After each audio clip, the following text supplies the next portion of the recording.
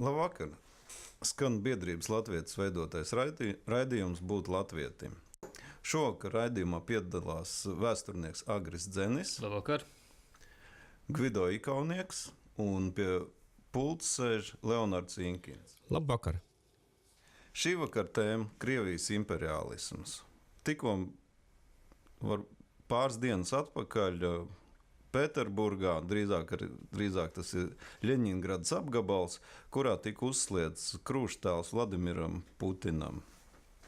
Krūštēlā viņš ir attēlots kā Romas imperators, lai gan bez laura vainaga, kas pirms tam tika paredzēts. Un šis gan nav tas krūštēls, kas ir paredzēts gala versijā, bet tā ir tāda sākotnējā versija, kad no plastikāta izgatavot un 3 reizes mazāk. Pēc tam tas tiek satliets bronzā un varbūt arī nedaudz koriģēts, bet 3 reizes lielāks, un tas ir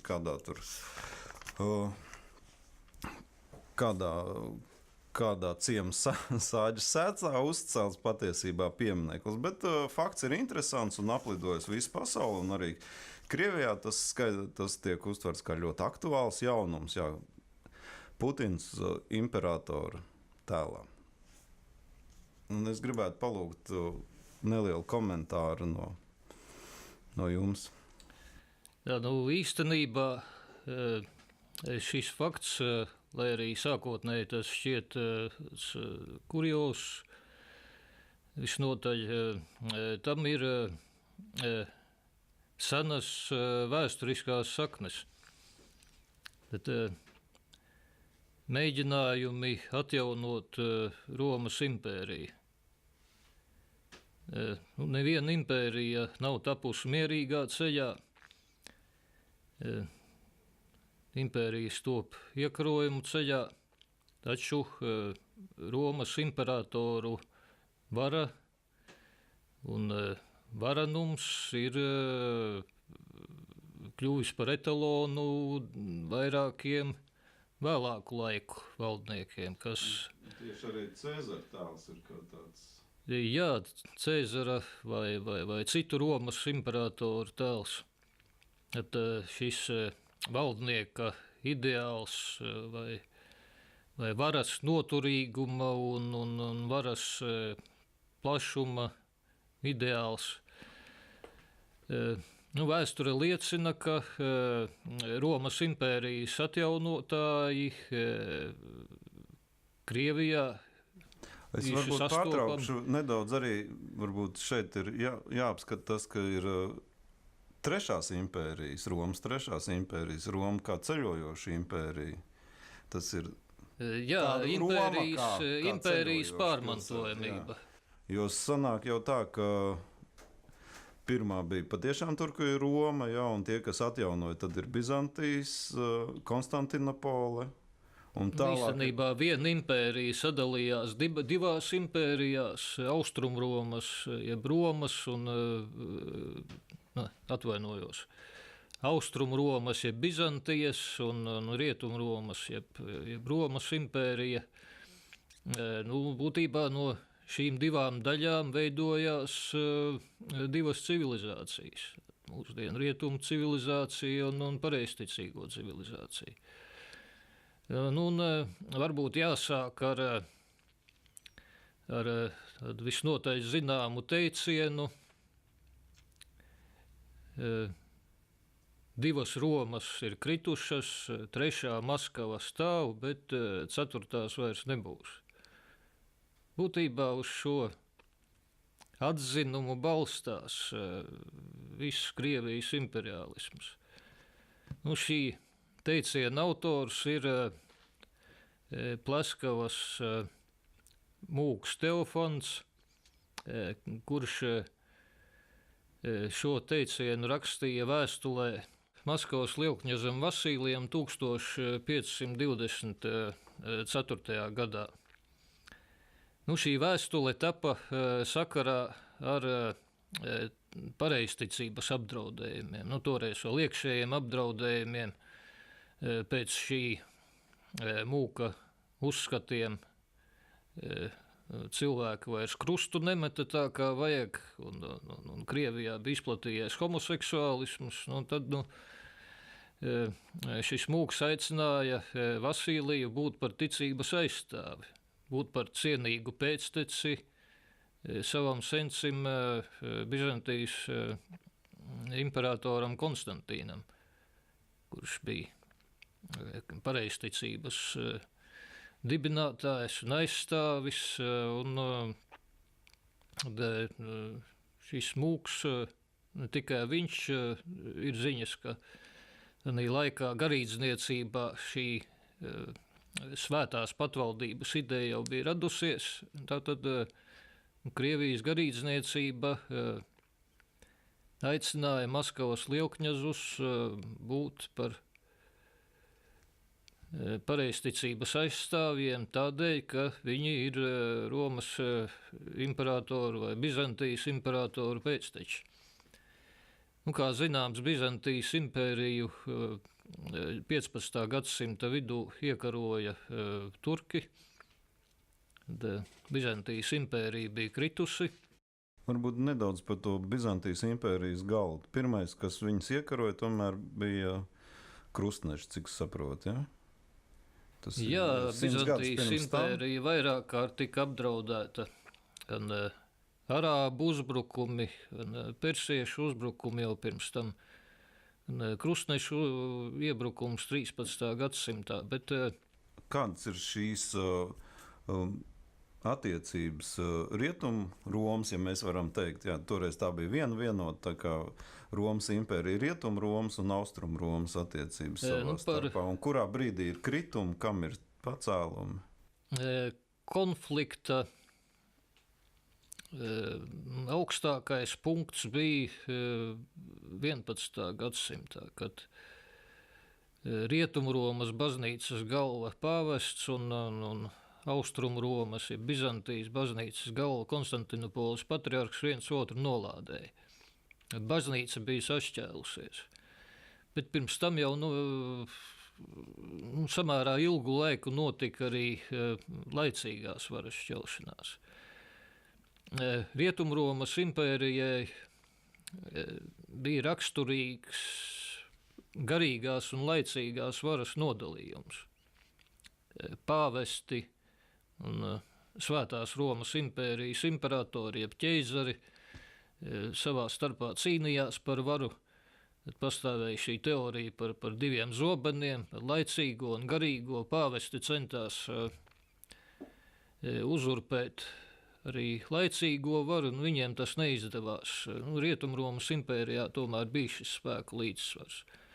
Pastāvēja aptuveni to es atceros Dimā ekranizējumu, tur, kur D'Artagnans un 3 muskatieri, kur ir šī laicīgās varas un tur ir kardināls, karalis, šī mūžīgā cīņa, nedaudz komiska. Notika arī viduslaikos. Bet šīs varas mācēja pastāvēt līdztekus, neraugoties uz cīņām, neraugoties uz tieksmēm pakļaut vienu otru, bet Bizantijā bija savādāk.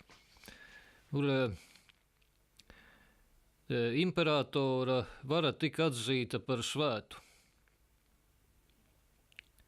Un šī svētā patvaldības ideja pārgāja no Bizantijas impērijas uz Krieviju, uz Maskavas lielkņazesti. Tad man ir jautājums par to imperatoru svētumu, jo aptuveni mēs kaut kā ir priekšstats par imperatoru kronēšanu Rietumromas impērijā, kur patiešām tiek atzīti viņi par svētām asinīm, tie pirmsākumi to cilvēku. Ja? Un kas notiek Austrumromā? Vai tur arī šī ir tā asiņu pēctecība, tiek uzskatīta par svarīgu vai kaut kas cits? Manuprāt, svarīgākais ir šis imperatoru status. Kas pie varas? Tā kā mūsdienās, teiksim, par persona nav tik svarīga. Bizantijā samērā bieži notika imperatoru dinastija maiņa, notika sīvas cīņas par varu starp augstmaņu dinastijām, kas centās tikt imperatoru tronī. Bet, kad imperators tika kronēts,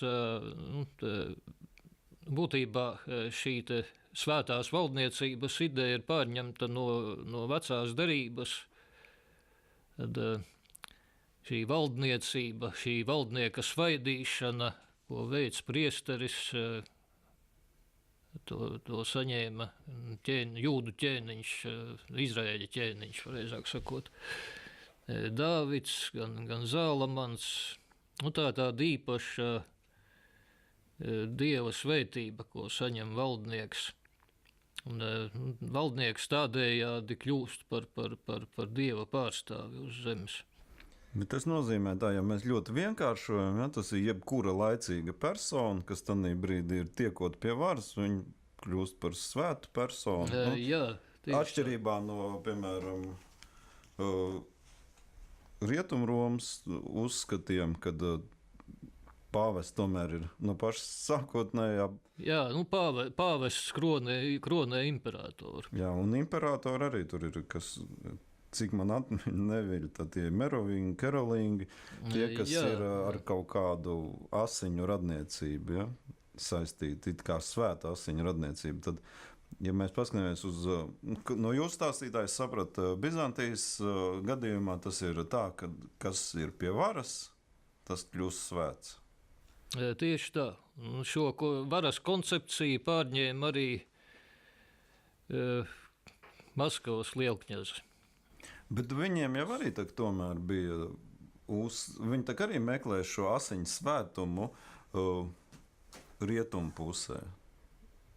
Viņiem bija reāls šis asiņu svētums. Lielkņazs Ivans III apprecēja pēdējā Bizantijas imperatora brālēna meitu Sofiju Paleologu. Šī Paleologu dinastija, kuras ģerboni mēs tikai nedaudz izmainītā veidā varam redzēt mūsdienās, kā Krievijas ģerboni.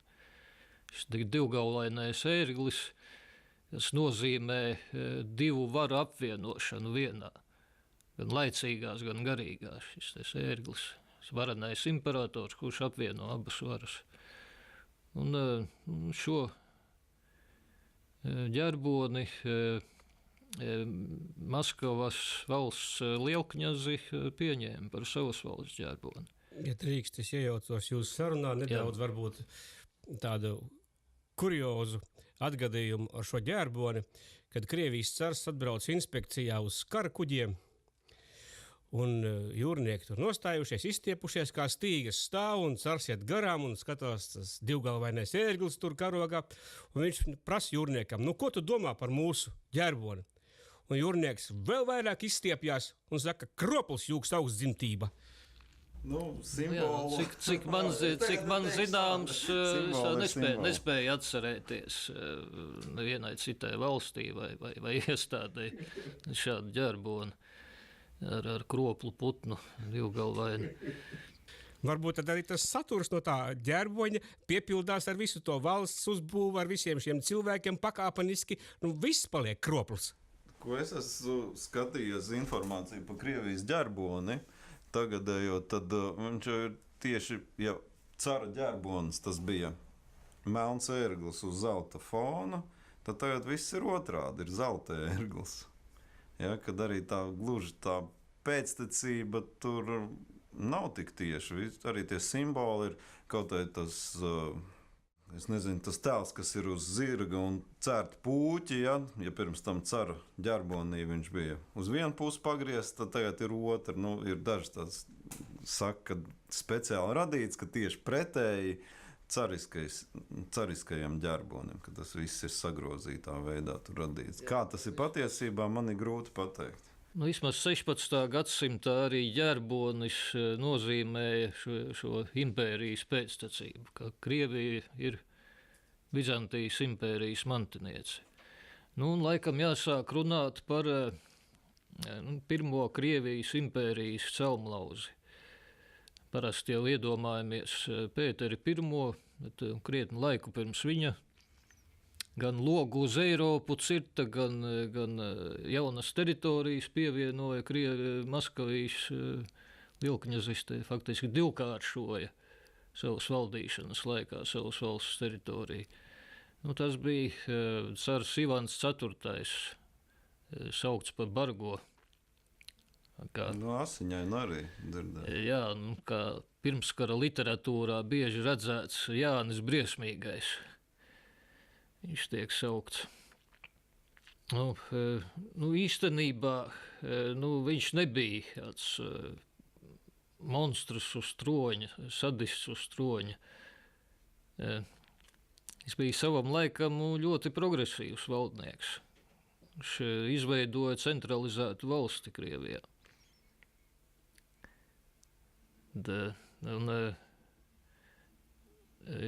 Šo varas saņemšanu savās rokās, valdnieka rokās, patvaldības nodibināšanu, nenoliedzami viņu iespaidoja šī te Bizantijas pēctecība.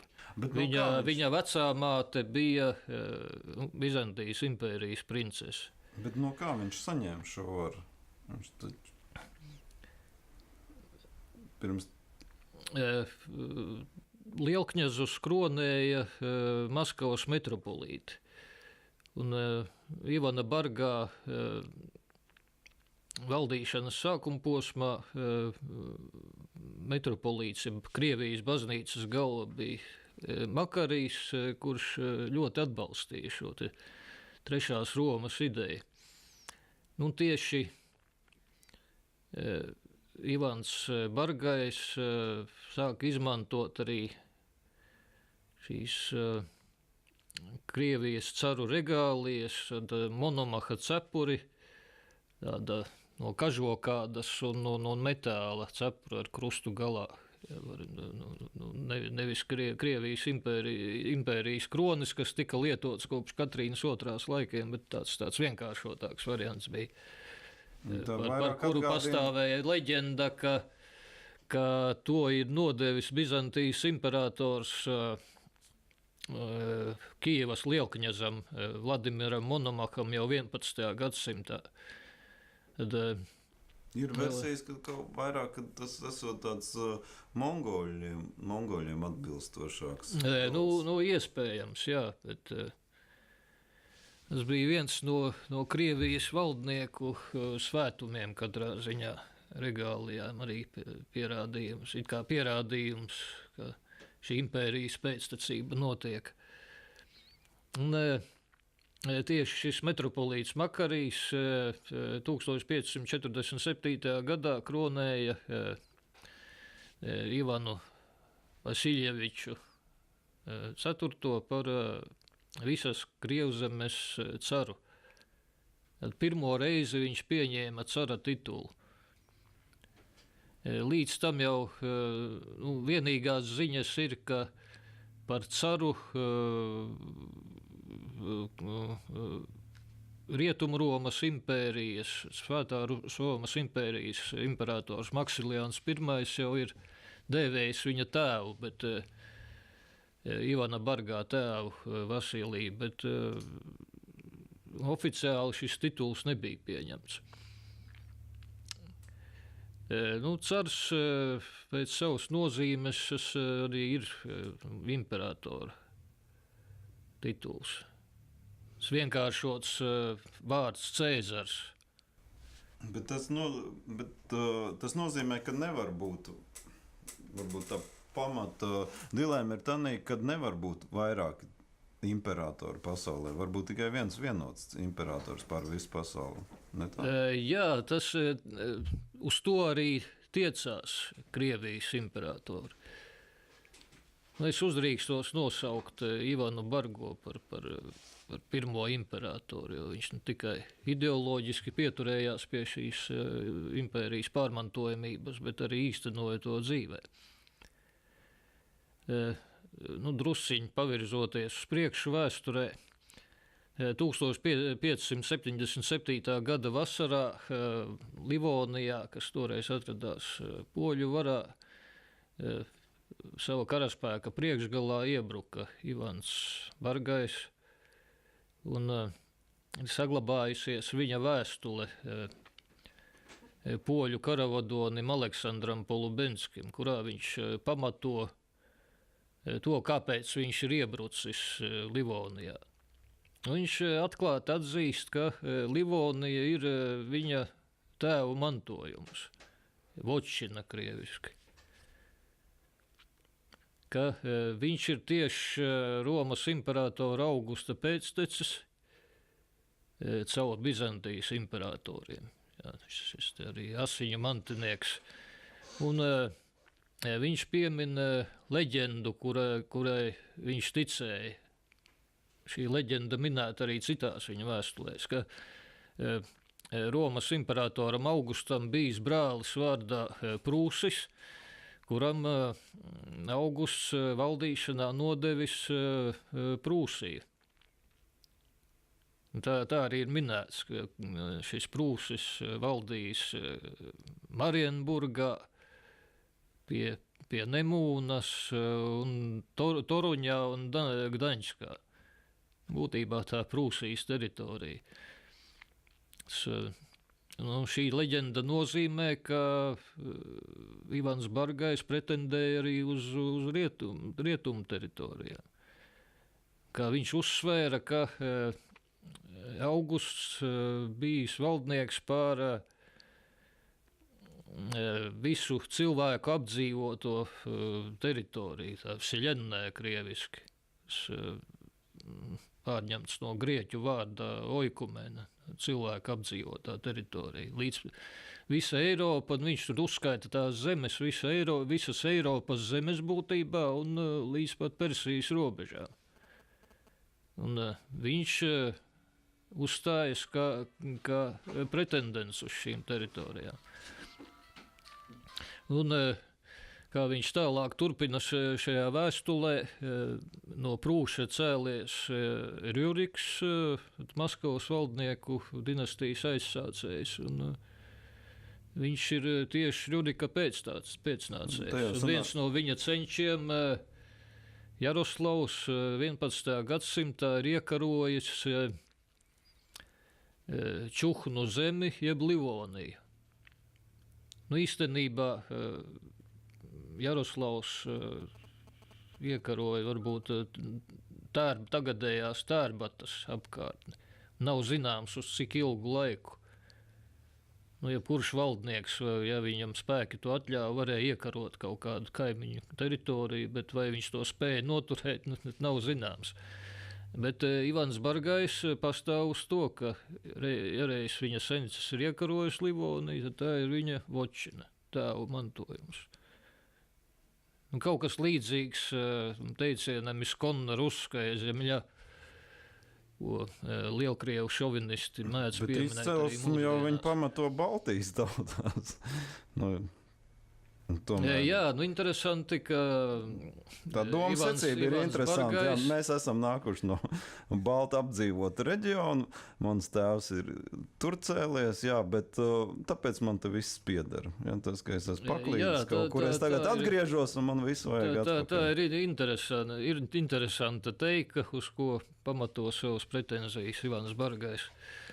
Protams, tajā laikā figurēja arī tādas teikas poļu šļaktiķu starpā, ka kāds no šļaktiķu senčiem ir stāvējis pie Kristus krusta un noņēmis cepuri, bet Kristus viņam teicis, paturiet savu cepuri galvā, pan tāds un tāds. Ja. Arī tādas teikas bija izplatītas. Šis te nostāsts par Prūsi, kā Ivana Bargā sens, ir viens no šādām teikām, kuram nav vēsturiska pamatojuma, bet pietika ar to, ka valdnieki šīm teikām ticēja un ar šādām teikām centās pamatot savus centienus. Tas sanāk tā, kad izrauc konteksts no kaut kāda vēsturiska notikuma. Piemēram, mēs iedomājamies, tur ir Prūsijas zemes, kur ir patiešām tā kā tas svētās asiņu sākums priekš Krievijas impērijas. Jā, Prūsija kā Romas impērijas daļa. Jā. Tas nekas, ka tur dzimstie cilvēki dzīvo, jā, bet ir kāds, kas izdomā, ka viņš ir svarīgāks šajā gadījumā. Nu, tieši tā.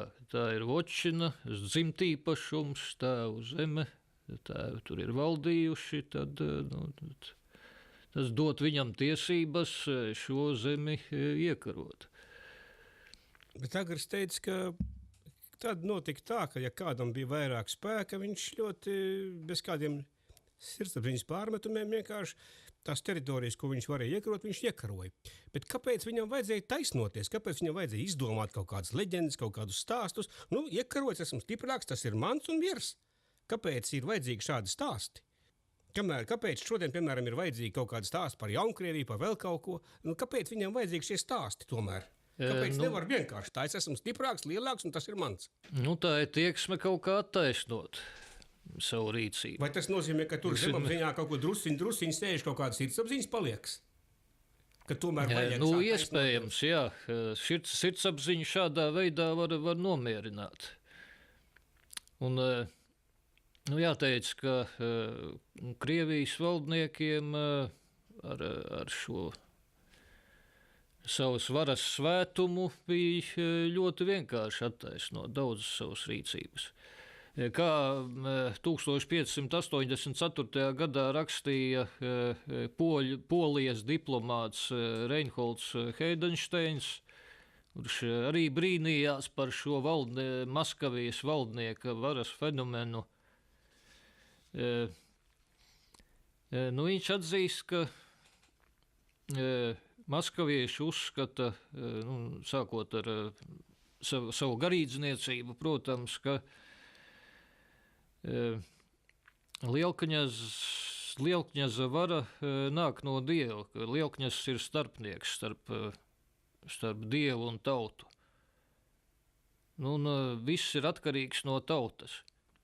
Ja tauta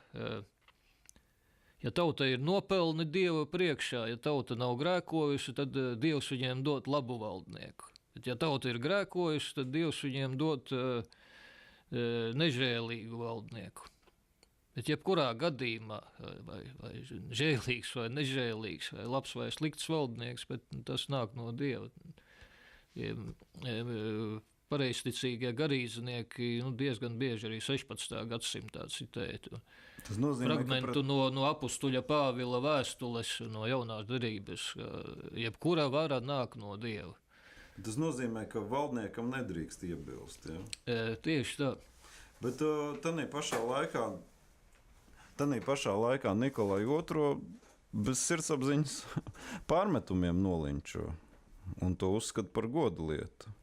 Pareizticība 20. gadsimtā jau bija sākusi zaudēt savu ietekmi.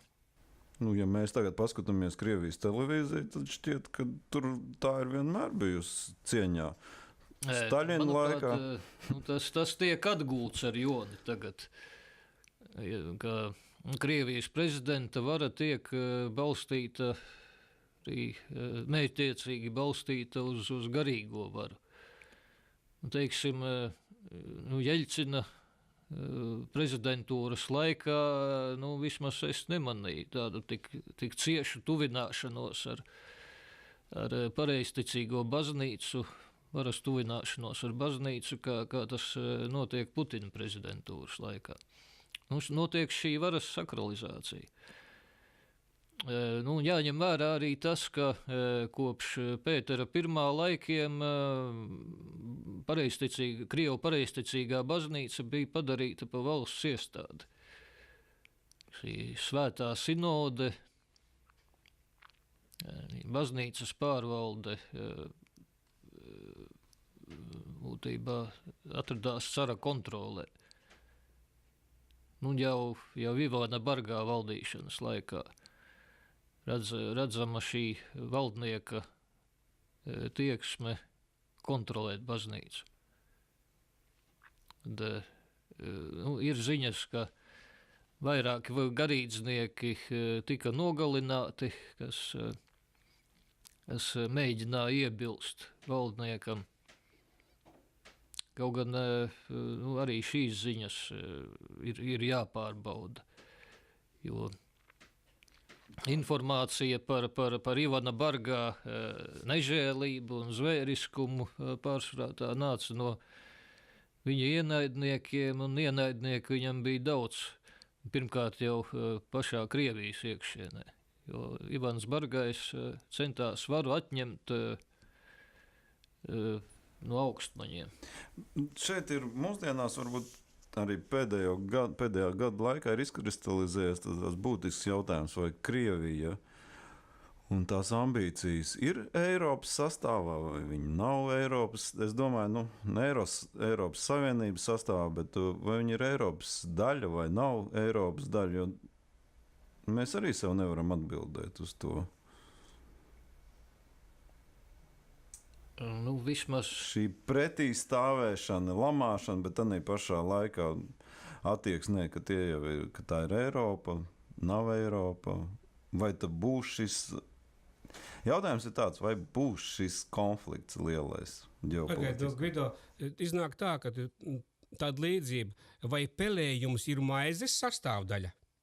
Jo tas ir tomēr tas, kas to maizi bojā. Viņš nav tā sastāvdaļa. Bet ja tas pelējums uzvedās kā ir brīžiem, jā, mēs esam Eiropa, arī tie paši cari, viņi pamatojas savu izcelsmi Eiropas daļā vienu pusi, ja? Tanī pašā laikā tomēr arī daudz domātāju vidū netiek ir austrumi, ir skaidrs, tā ir arābu pasaule, ir Ķīna, tur viss ir skaidrs, tie ir austrumi, ja? Šinī gadījumā ir tāds, kad mēs nesaprotam, nav, vai vispār cilvēkiem nav konkrētas atbildes, jo arī, ja mēs paskatāmies, kā ķīnieši ģērbjās, tur viss ir skaidrs, viņi var būt vienādi, kimono, tur ir skaidrs, tie ir austrumi, ja? Tanī pašā laikā kadrus, kas ir nofilmēti Krievijā, ja? Gluži pa eiropisku nosauks, ja? Bet uzreiz arī nepateiks, ka tie ir austrumi. Jā, bet pelējumam vajag maizi, jo bez maizes pelējuma nav. Viņam vajag kaut kur piemesties. Barot nevajag. Bet vai jautājums, vai pelējums ir ar mērķi, vai? Viņam vienkārši tā ir dzīves sastāvdaļa. Kāpēc nenotiek došanās otrā virzienā, uz austrumu pusi? Tur nav maizes.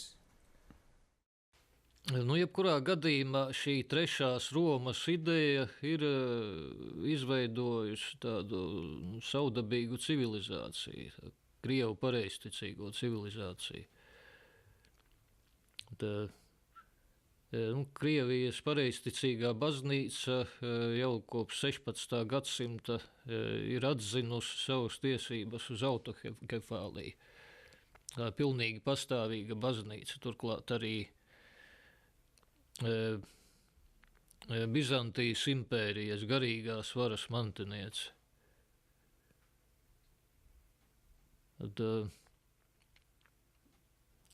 Krievijas valdnieki, cari, manuprāt, ir ļoti apzināti veidojuši Krieviju kā kaut ko īpašu. Ar nolūku konsolidēt, pirmkārt, dažādās tautības un kārtas nodarbošanās Krievijas iekšienē. Un viņi ir sapratuši, ka visefektīvāk šo savu tautu var konsolidēt, ja atrod kādu ārēju ienaidnieku. Kurš ir šis ārējais ienaidnieks? Teiksim, Ivanam Bargajam tādi bija sākotnēji Livonija, pēc tam Polija, Lietuva. Tad Ivans Bargais sākās ar Baltiju. Ivans Bargais 1552. gadā iekaroja Kazaņas tatāru valsti, 1556. gadā Astrakaņas tatāru valsti. Un tas nenozīmē, ka viņš uzlika kādu smagu jūgu, smagus pienākumus šiem tatāriem, lai konsolidētu, lai integrētu savā valstī šos tatārus. Viņš tatārus izmantoja uzbrukumam Livonijai. Bet vai nav tā, ka, ja mēs paskatāmies vecajās kartēs, tad tomēr, lai gan cik var runāt par izcelsmi no Eiropas daļas, no Kijevas Rus, tad tomēr šī Krievijas teritorija vairāk atgādina Zelta ordas teritoriju, Čingishana iekarojums. Nu, etniskā ziņā tas ir ļoti raips tautu un cilšu konglomerāts. Teiksim, grūti pateikt, kur tad ir tās iskonna ruskie zemļi. Vai vispār Kurš tās tādas ir? Krievu teritorijas? Vai ir tāda Krievu? Samērā neliela teritorija, neliela daļiņa no tagadējās Krievijas teritorijas. Jau Interesanti. netālu no Maskavas dzīvoja somugri, mordvieši, vepsi un citas tautības. Zaugs uz ziemeļiem, ļoti liela Krievijas daļa apdzīvoja somugri. Tad uz austrumiem tatāri, burjati un citas Sibīrijas tautas. Tad Sibīrijā Krievi sāk ienākt tikai Ivana Bargā laikā, kad daļa Sibīrijas tika iekarotas. Ivans Bargais sūtīja, būtībā nevis sūtīja, bet atļāva Kazaku atamanam Jermakam iekarot priekš viņa Sibīriju. Īstenībā sīkās Sibīrijas valstiņas, valstiskos veidojumiņus.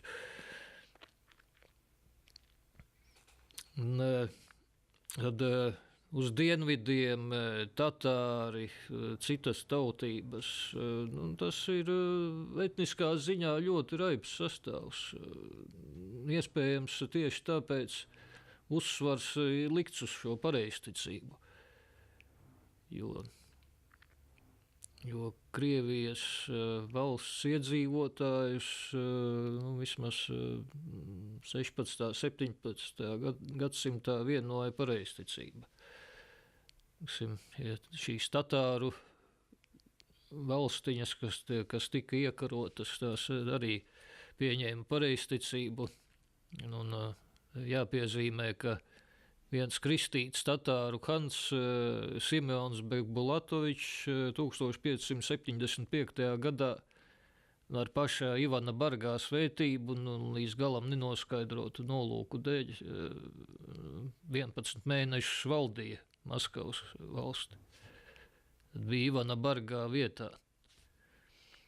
Tas nenozīmē, ka tā saite var būt daudz, kaut kā līdzīga Meģveģevs un Puķins. Jā, tieši tas gadījums varētu būt. Jā. Krievi skaidro, ka vienkārši cars tad bija klosterī un pievērsās lūkšanām un pievērsās dievam, bet bija arī tāds gadījums, kad cars tā karaspēki gāja uz Novgorodu. Un viņam ceļā nostājās viens tāds Krievijā zināms un slavens garīdznieks, kas pēc tam tiek atzīts par svēto. Un tas garīdznieks sveicināja caru un lūdza ienākt viņa miteklī. Un, kad cars ienāca iekšā, uz galda bija uzlikta tāda liels asiņains gaļas gabals. Un cars apstulba. Un šis garīdznieks teica, sēdies, cienājies, ēdi. Tev taču garšo, tu taču esi tāds plēsoņa laupītājs, un tev taču vajag šeit tev asiņains gaļas gabals. Un visi domāja, ka tagad mūkam būs galva nost, bet nekā, cars vienkārši uz Novgorodu neaizgāja, visu savu karaspēku aizgāja atpakaļ. Jā, teikas un nostāsti par Ivana Bargā nežēlību bieži vien tiek pārspīlēti. Ir aprēķināts, ka Opričņinas laikā no 1565. gada līdz 1572. gadam sodīt ar nāvi tikai 5000 cilvēku. Turklāt cars par visiem viņiem lika noturēt aizlūgumus. Cars mēdza uzsvērt savu dievbijību. Nenoliedzami viņš arī bija viens no izglītotākajiem valdniekiem Eiropā. Varbūt ne izglītotākais, bet ļoti daudz lasījis. Viņa īpašumā bija Bizantijas imperatora bibliotēka, ko viņa vecā māte atveda no Bizantijas un ko vēl mūsdienās mantrači mēģina atrast Maskavā, kad šīs Ivana Bargā bibliotēkas tālākais liktenis neskaidrs. Bet kā ar viņa pēctecību, jo tiešo radinieku, cik es saprotu, nav bijis pēc viņa. Rurikoviču dinastija izbeidzās ar Ivanu Bargu, un pēc tam Tātad tas pamatojums, ko viņš pieminēja un kas tika pamatots visai Krievijas impērijai, tas tā kā apstājās tieši arī ar viņu. Romanoviem īsti tā kā laikam nevar attiecināt. Droši vien jau Romanoviem arī sava leģenda ir izdomāta. Bet tad sanāk, ka tas arī tā leģenda par to, ka Livonijas zemes ir svēts Krievijas īpašums, tās arī ar viņu aizgāja kapā. Teorētiski tā vajadzētu tam notikt, kaut gan praktiski. Praktiski Pēteris pirmais atcerējās par to arī, un citi cari. Bet Pēterim pirmajam nav radniecības tiešas radniecības attiecības. Nav. Bet cik pēc tam, pēc Ivana Bargā vispār tie Krievijas cari bija Krievi? Par Romanovu dinastiju runājot, Krievu asiņu ļoti neliela daļa, jo šie valdnieki no Romanovu dinastijas precējās ar vācu valstiņu princesēm pārsvarā. Katrīna II tā arī bija nelielas vācu valstiņas princese, kas nonāca Krievijas tronī. Viņa ir arī tagad visslavenākā, kur piemin visi, pat vairāk kā Pētera. Interesanti, ka vairāk es biju Pēterburgā un staigājām pa muzejiem, un tur es biju pārsteigts, ka visas tās vēsturnieces, kas tur mums kaut ko stāstīja, ja pieminēja Pēteru I, tad diezgan tā nicīgi pret viņu izturējās, varbūt tāpēc, ka sievietes, bet kad pieminēja Katrīnu II, tad tas bija kaut kas ļoti, ļoti svēts viņām. Tas ir tāds, no Rīgas atbraukuši cilvēku viedokļi likās tā pārsteidzoši. Varbūt viņas Valentīna Pikuli ir lasījušas. Varbūt arī tā ir Pēterburgas gars nedaudz savādāk. Skatīties uz visu. Krievi Katrīnu II ir pieņēmuši par savēju. Bet viņam, man liekas, ik pa brīdim neraugoties uz to, ka viņa līdz mūža beigām runāja ar izteiktu akcentu par Krievu paražu pārņemšanu. Runājot, arī domājams, ka viņi Krievu paražas nepārņēma, kontaktējās ar Rietumē Eiropas pārstāvjiem pārsvarā.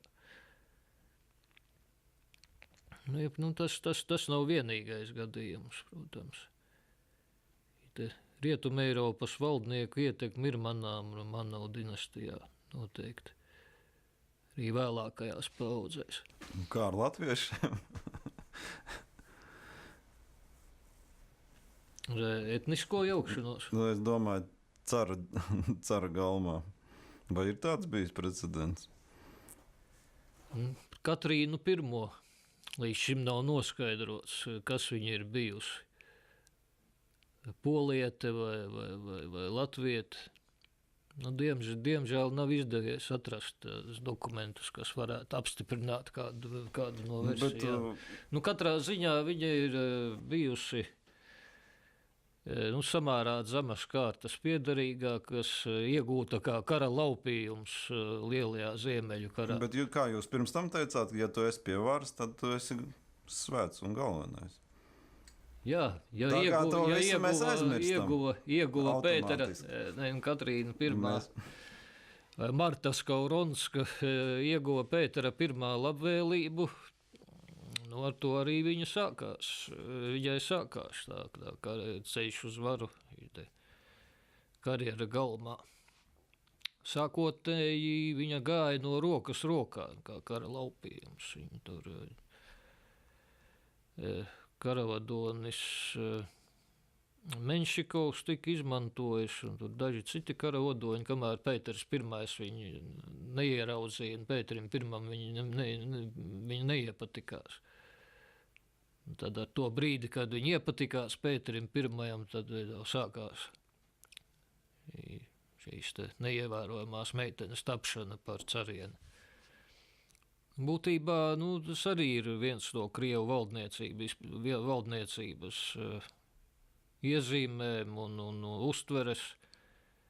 Valdniekam visa vara sodīt vai apžēlot. Un vienmēr taisnība. Jā, un valdniekam vienmēr taisnība, jā. Tad minētais Heidensteins arī brīnās par šo fenomenu. Neraugoties uz, ka Ivans Bargais ir ieguvis tautas mīlestību tieši ar savu cietsirdību. Kā citi valdnieki to nespēja iegūt. Bet arī Staļins ar viņiem ļoti taisnību. mīļš.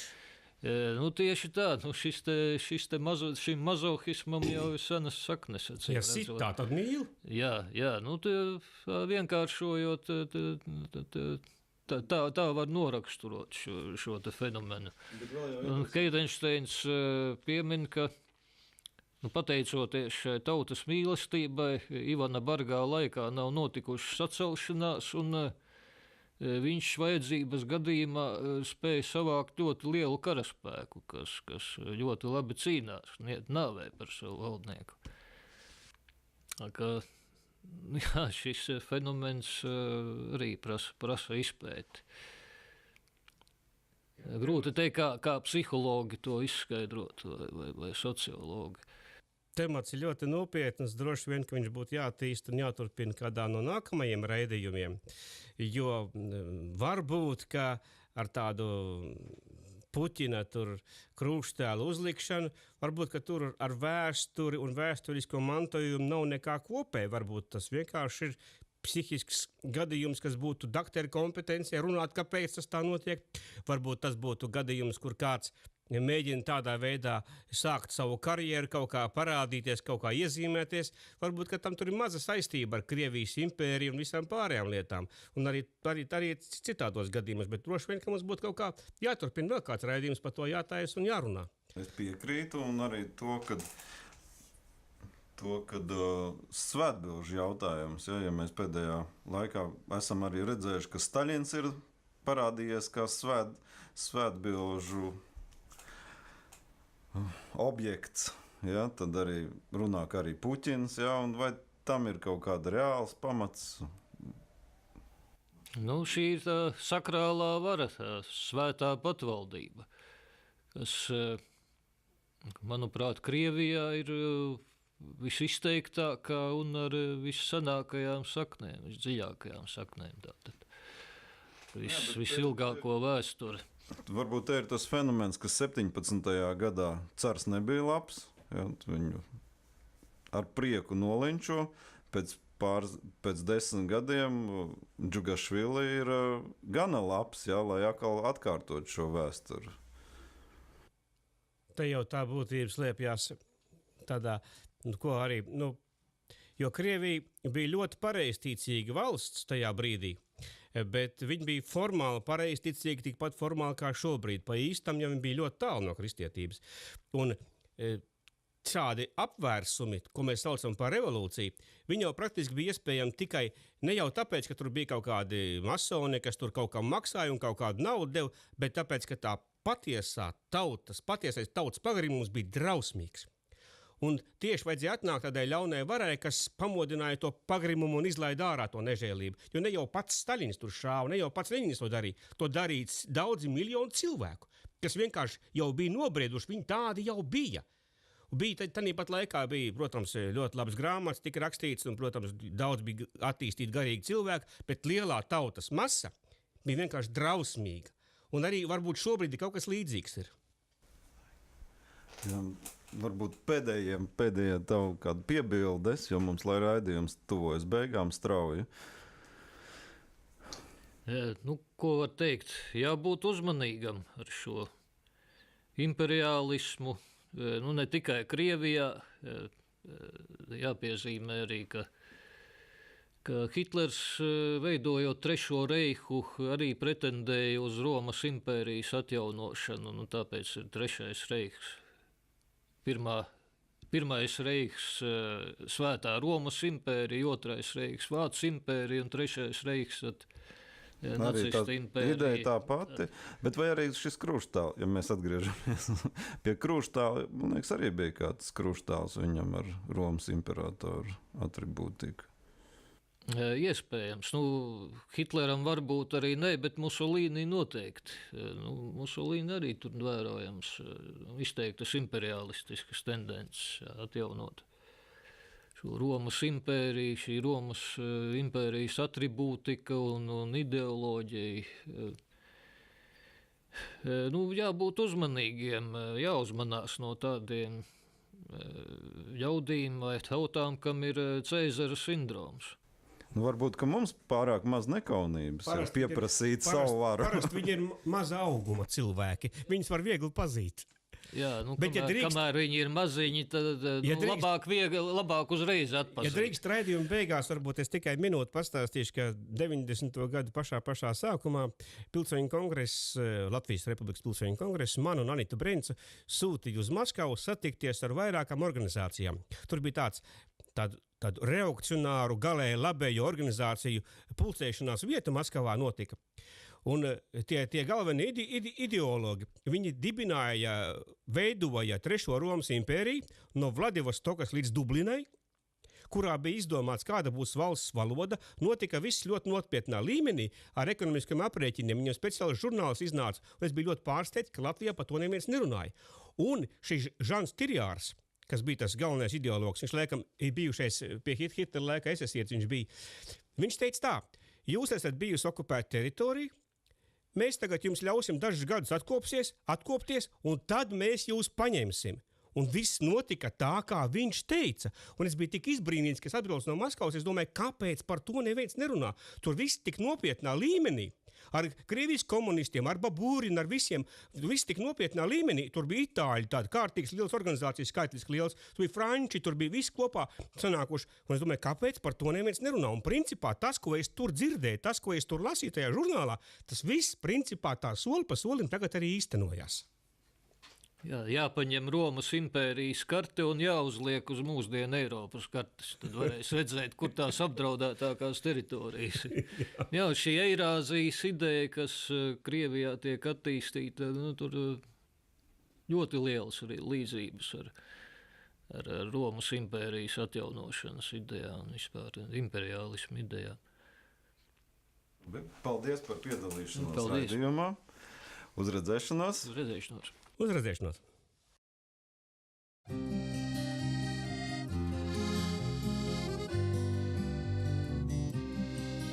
No fabrik telpām skaļām, kur mašīna rati rīt, līdz trūmām klusi zaļām, viens kopīgs puls no sirds, viens riktums darba gaitās, kaut veidi dažādi.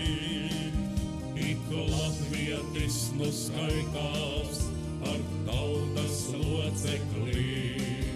Viens riktums darba gaitās, kaut veidi dažādi.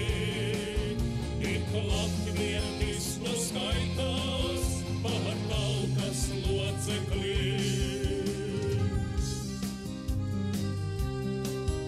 Nav viens vairs otram īstams, es vienots tautas spēks, un vienotiem nav īstams ar baigais kaļarēks.